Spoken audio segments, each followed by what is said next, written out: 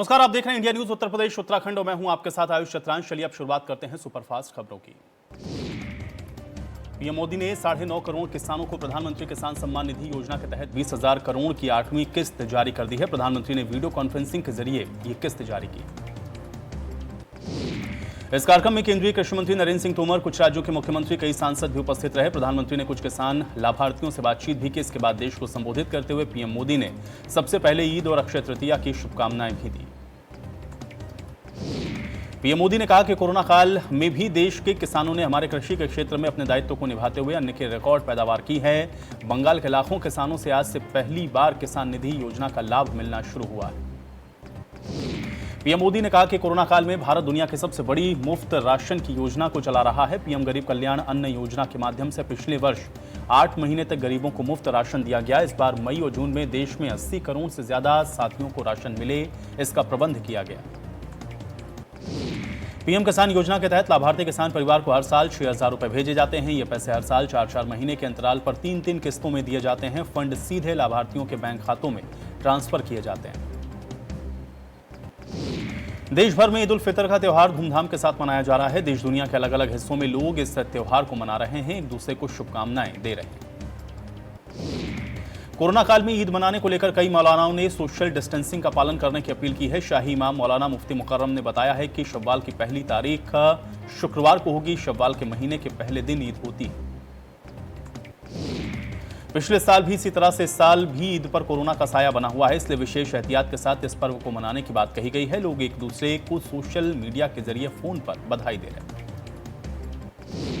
राष्ट्रपति रामनाथ कोविंद ने ईद पर लोगों को बधाई देते हुए लिखा, सभी देशवासियों को ईद की मुबारकबाद। उन्होंने आगे लिखा कि त्योहार आपसी भाईचारे, मेलजोल की भावना को मजबूत करने और स्वयं को मानवता की सेवा करने के लिए फिर से समर्पित करने का अवसर है। ईद के मौके पर प्रधानमंत्री नरेंद्र मोदी भी देशवासियों को ईद की बधाई दी। पीएम मोदी ने ट्वीट करके लिखा, ईद उल फितर के इस पावन अवसर पर सभी देशवासियों को बधाई। इस त्योहार के मौके पर सभी नागरिकों के अच्छे स्वास्थ्य की कामना करता हूं। मुख्यमंत्री योगी आदित्यनाथ ने भी ईद के पर्व पर सभी को सद्भाव, सामाजिक सौहार्द को और मजबूत करने का संकल्प लेने को कहा। उन्होंने कहा, परशुराम जयंती की भी शुभकामनाएं देते हुए समाज में धर्म एवं न्याय की स्थापना में महर्षि परशुराम का अतुलनीय योगदान है। राहुल गांधी ने भी इस मौके पर ट्वीट करके कहा कि इस मुश्किल समय में भाईचारे से एक दूसरे की मदद करना ही हर धर्म मजहब की सीख है। यही हमारे देश की परंपरा रही है। आप सभी को ईद मुबारक। उत्तर प्रदेश के चित्रकूट जेल में शुक्रवार को कैदियों के बीच में गोली चल गई। इसमें पश्चिमी यूपी के गैंगस्टर अंशु दीक्षित ने मुख्तार अंसारी के खास गुर्गे मिराज और मुकीम काला की गोली मारकर हत्या कर दी। मिराज बनारस जेल से भेजा गया था। मुकीम काला सहारनपुर जेल से लाया गया था। घटना की सूचना पर पुलिस फोर्स मौके पर पहुंची है। पुलिस ने अंशु दीक्षित को सरेंडर करने को कहा, लेकिन वो लगातार फायरिंग करता रहा। बाद में पुलिस की जवाबी कार्रवाई में अंशु भी मारा गया। सूत्रों के अनुसार पश्चिमी यूपी का कुख्यात बदमाश अंशु दीक्षित नाम का बंदी सुबह परेड के बाद अंशुल ने अपने साथ बंदी कैदी मिराजुद्दीन और मुकीम उर्फ काला पर ताबड़तोड़ गोलियां चला दी। हमले में दोनों की ही मौके पर मौत हो गई। इसके बाद अंशु जेल के भीतर ताबड़तोड़ फायरिंग करने लगा। करीब आधे घंटे तक जेलकर्मी खौफ की वजह से उसके करीब तक नहीं जा पाए। जब और फोर्स पहुंची है तो सिपाहियों ने अंशु दीक्षित की घेराबंदी करके सरेंडर करने को कहा, लेकिन वो पुलिस वालों पर फायरिंग करने लगा। जवाबी कार्रवाई में पुलिस ने अंशुल दीक्षित को गोली मारकर ढेर कर दिया। हरदोई में एक दरोगा को शराब पीकर शादी में पहुंचना महंगा पड़ गया है। दरोगा परमिशन चेक करने के बहाने लड़कियों के साथ अभद्रता कर रहे थे। इसके बाद गुस्साए ग्रामीणों ने दरोगा जी की पिटाई कर दी। दरोगा की पिटाई का पूरा वीडियो सोशल मीडिया पर वायरल है। भदोही के खमरिया नगर में पुलिस के द्वारा आंशिक कर्फ्यू के दौरान सड़कों पर निकलने वाले लोगों की जमकर पिटाई की है। पुलिस के द्वारा लोगों की हुई इस पिटाई के कई वीडियो सोशल मीडिया पर वायरल हैं। औराई कोतवाली क्षेत्र के खमरिया नगर में आंशिक कर्फ्यू के दौरान सड़कों पर जो भी लोग निकल रहे हैं उन पर पुलिस सख्ती बरत रही है। सड़कों पर निकलने वाले लोगों की जमकर पिटाई पुलिस के द्वारा लाठियों से हो रही है। लखनऊ के मलिहाबाद की ग्राम पंचायत कनार में ग्राम प्रधानी की बागडोर हाथ में आते ही महिला प्रधान कमला देवी ने कार्य करना शुरू कर दिया है। महिला ग्राम प्रधान कमला देवी और प्रधान प्रतिनिधि अमर सिंह ने सबसे पहले कोरोना वायरस से बचाव के लिए खुद ही गांव की नालियों को लेकर गांव की गलियों में सैनिटाइजेशन का काम शुरू किया। बाबा केदारनाथ भगवान की पंचमुखी डोली श्री ओंकारेश्वर मंदिर ऊखीमठ से केदारनाथ धाम के लिए रवाना हो गई है। इस अवसर पर रावल भीमा शंकर लिंग पुजारी, बागेश लिंग देवस्थानम बोर्ड के अपर मुख्य कार्यकारी अधिकारी बीडी सिंह सहित प्रशासन के अधिकारी मौजूद रहे।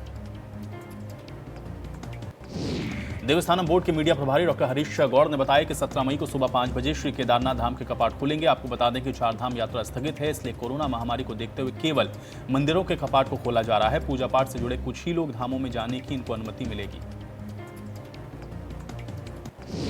प्रतापगढ़ में एक बार फिर से लोगों का अमानवीय चेहरा सामने आया है, जहां पर चोरी के आरोप में पकड़े गए एक युवक को पेड़ से बांधकर बेरहमी से उसकी पिटाई कर दी गई है। युवक को पेड़ से बांधने का वीडियो सोशल मीडिया पर वायरल।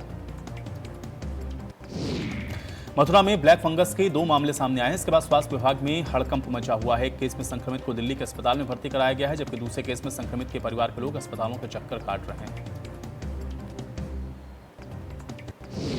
मुरादनगर पुलिस ने इंसानियत की मिसाल पेश की है, जहां पर ईस्टर्न पेरिफेरल एक्सप्रेसवे पर अज्ञात वाहन के टक्कर लगने से एक व्यक्ति की मौत हो गई है। ऐसे में शव की पहचान न होने के बाद भी मृतक के पूरे रीति रिवाज के साथ अंतिम संस्कार कराया गया।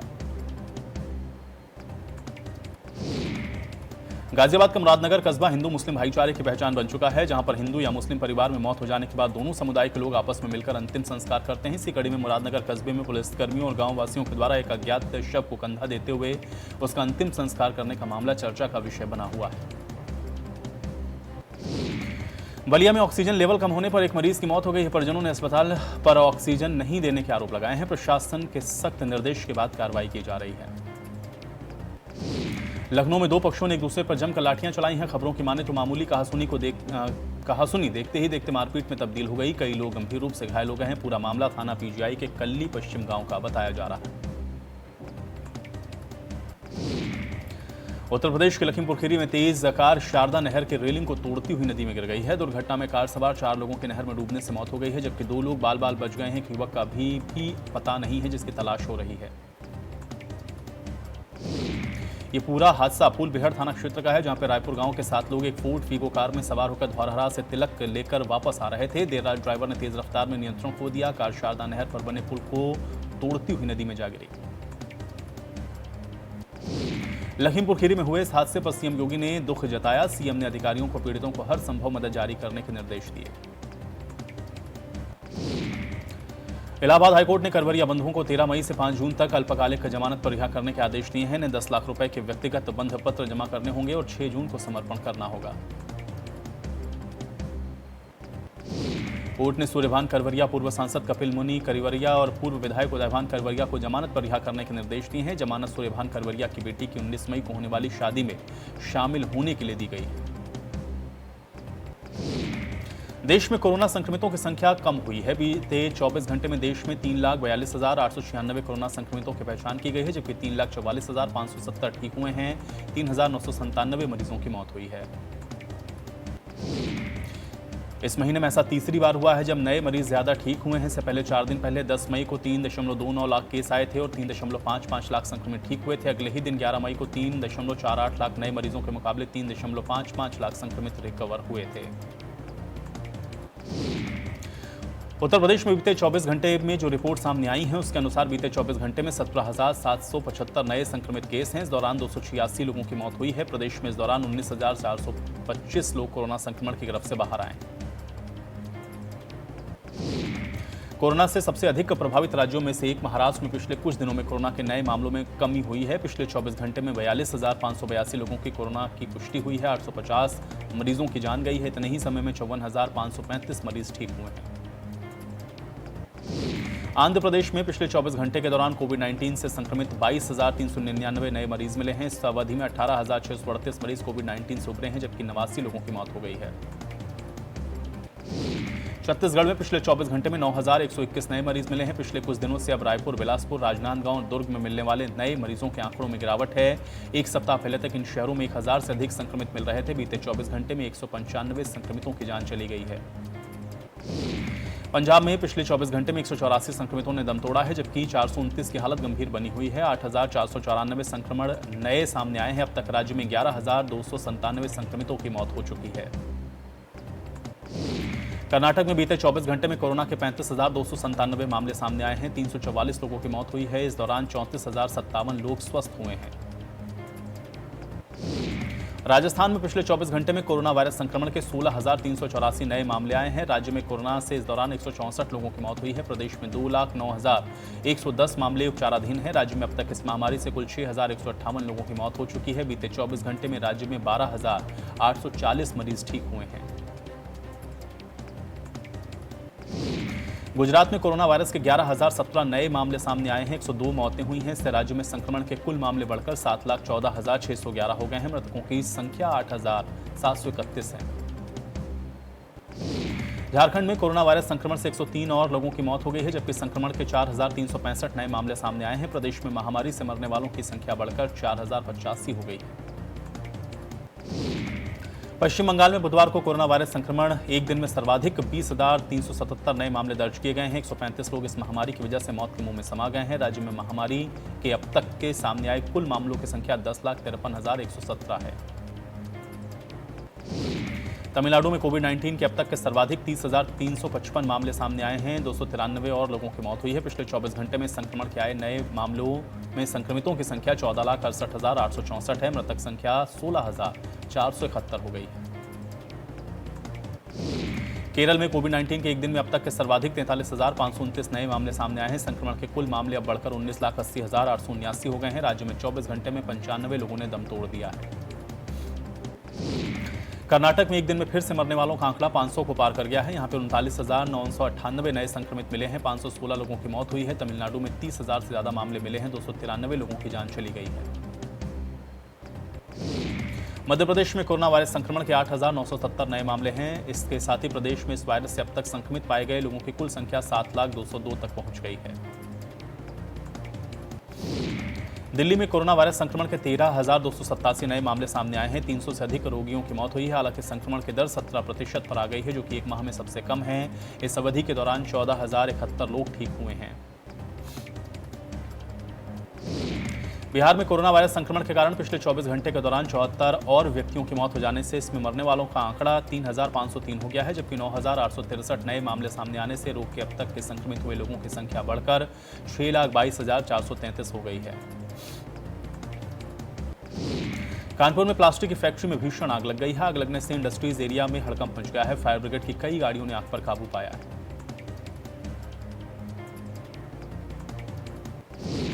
लखनऊ में वैक्सीनेशन को लेकर यूपी सरकार ने जारी किए निर्देश। 18 से 44 साल के लोगों के लिए निर्देश। यूपी में रहने वाले सभी परिवारों का टीकाकरण करवाने के आदेश। वैक्सीनेशन में आधार और स्थायी निवास प्रमाण पत्र की बाध्यता नहीं होगी। यूपी में निवास करने का कोई भी डॉक्यूमेंट देने पर टीकाकरण किया जाएगा। स्थायी और अस्थायी रूप से निवास करने वाले परिवारों का भी टीकाकरण होगा। उन्नाव में इंडिया न्यूज की खबर का बड़ा असर हुआ है। बक्सर गंगा घाट पर शव दफनाने पर रोक लगा दी गई है। गंगा की धारा में दफनाए गए शवों पर से कफन हटा दिए गए हैं। शवों पर गंगा के रेत को डलवाकर फिर से दफनाया गया है। दोनों जिलों के अधिकारी सीमा विवाद को लेकर के जांच कर रहे हैं। उन्नाव के बक्सर गंगा घाट का मामला। जालौन में तेज रफ्तार कार गड्ढे में गिर गई। हादसे में कार सवार 3 लोग घायल हो गए हैं। घायलों को अस्पताल में भर्ती करवाया गया है। हरदोई गुजर थाना इलाके का ये मामला है। अलीगढ़ के संवेदनशील इलाके में लगेगी लाल नीली फ्लैश लाइटें। 1 महीने के अंदर लाइट लगाने का फैसला। मुख्य मार्ग संवेदनशील इलाकों में चौकियों के ऊपर लगेगी लाइट। रात के अंधेरे में पीड़ितों को चौकी दूर से ही दिखाई देगी। महोबा में दिल्ली से छतरपुर जा रही बस पलट गई। हादसे में कई यात्रियों को चोटें आई हैं। घायलों को अस्पताल में भर्ती करवाया गया है। बस में सवार तकरीबन 70 यात्री घायल हुए हैं। हादसे के बाद बस ड्राइवर मौके से फरार है। लखनऊ में एक प्राचीन मंदिर पर आकाशीय बिजली गिरी है। सैकड़ों साल पुराने शिवालय मंदिर पर बिजली गिरी। बिजली गिरने से मंदिर का कुछ हिस्सा क्षतिग्रस्त हो गया।